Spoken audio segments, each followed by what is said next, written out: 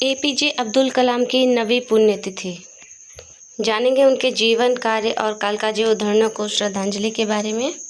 नमस्कार, मैं संजना स्वागत करती हूँ आपका अपने YouTube channel daily current affairs article में, जिसमें हम आज एपीजे अब्दुल कलाम के बारे में जानेंगे। तो पूर्व राष्ट्रपति रहे एपीजे अब्दुल कलाम का जीवन हमें सिखाता है कि अगर हम मेहनत और लगन से काम करें तो हम अपनी मंजिल ज़रूर पा सकते हैं। हमारे पास कितने भी संसाधन क्यों ना हो, हम अपने सपनों को पूरा कर सकते हैं। 27 जुलाई को डॉक्टर एपीजे अब्दुल कलाम, जिनका पूरा नाम अबुल पाकिर जैनुल अब्दीन अब्दुल कलाम है, इनकी पुण्यतिथि मनाई जाती है। डॉक्टर कलाम को मिसाइल मैन, भारतीय मिसाइल प्रोग्राम के जनक, पीपुल्स प्रेसिडेंट भी कहा जाता है। कलाम साहब देश के पूर्व राष्ट्रपति, महान राष्ट्र निर्माता तथा भारत रत्न से नवाजे गए थे।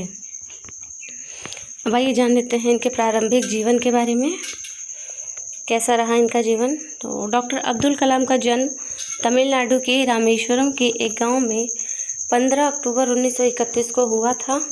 उनका पूरा नाम अबुल पकीर जैनुल आबेदीन अब्दुल कलाम था। डॉक्टर कलाम पिता मछुआरों को बोट किराए पर देकर घर चलाते थे।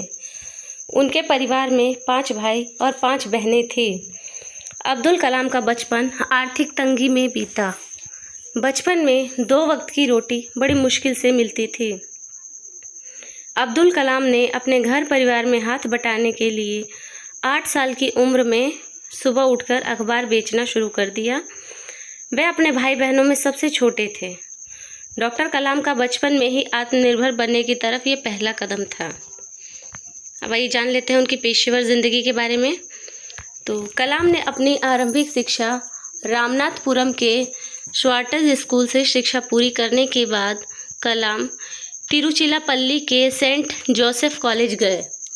यहाँ से उन्होंने 1954 में फिजिक्स में ग्रेजुएशन की। कलाम ने अपनी मेहनत और लगन से मद्रास इंजीनियरिंग कॉलेज से एरोनॉटिकल इंजीनियरिंग की परीक्षा की। अब्दुल कलाम वह व्यक्ति थे जो बनना तो पायलट चाहते थे, लेकिन किन्हीं कारणों से पायलट नहीं बन पाए। उन्होंने भारत के रक्षा अनुसंधान और विकास संगठन DRDO और भारतीय अंतरिक्ष अनुसंधान संगठन इसरो में कई महत्वपूर्ण पदों पर काम किया। डॉक्टर अब्दुल कलाम ने भारत में बैलिस्टिक मिसाइलों के विकास में अहम भूमिका निभाई और उन्हें मिसाइल मैन के नाम से जाना जाने लगा। अब आइए जान लेते हैं उनकी मौत कब हुई।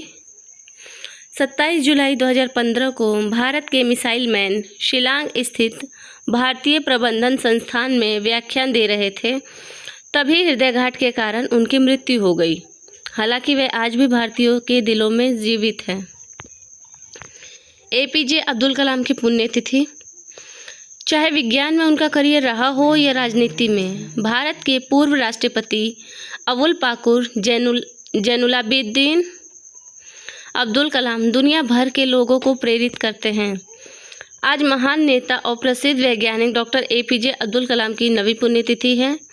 यह एक ऐसा दिन बन गया है जब पूरे देश में उन्हें लोगों के राष्ट्रपति के रूप में याद किया जाता है।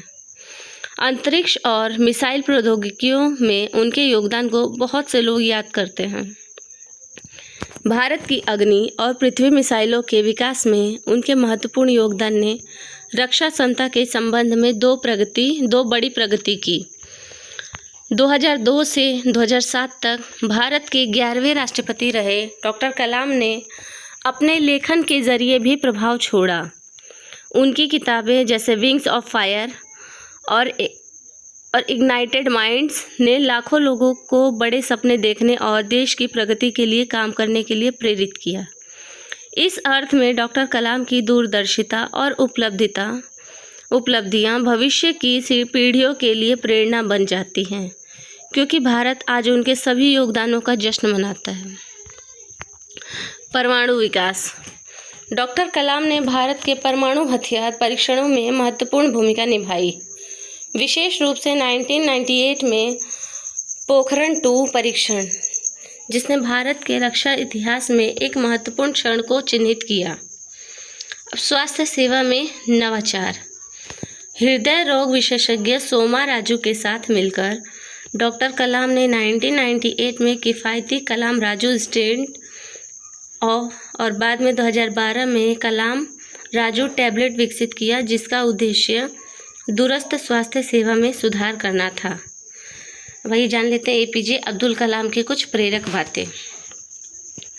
एपीजे अब्दुल कलाम की प्रेरक बातें। तो सपने हमारे तभी सच हो सकते हैं जब सपनों को पूरा करने के लिए अपनी नींद तक का त्याग कर दें। सपने वो नहीं होते जो आप सोते समय देखते हैं, सपने वो होते हैं जो आपको सोने नहीं देते।